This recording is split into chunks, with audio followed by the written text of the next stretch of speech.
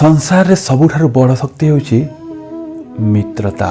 जदि प्रकृत मित्रता प्राप्त हो जाउछि ताहेले संसार रे ताहा हेउछि सबुठारु बड़ धन।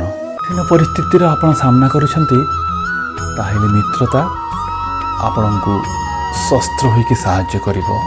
बाट भूली जाउछन्ति ताहेले शास्त्र होइकी आपणको रास्ता देखैबो। रे फसी जाउछन्ति ताहेले बुद्धि होइकी आपणको सेथिरु बाहर करिवो।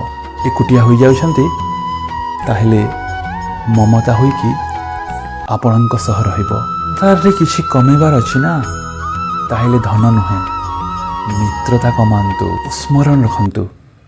जदि मित्रता बनैबा होछि आपणकर सबुठु बड़ दुर्बलता ताहेले आपण हेउछन्ति ए सृष्टिर सबुठारु सुखी प्राणी। राधे राधे।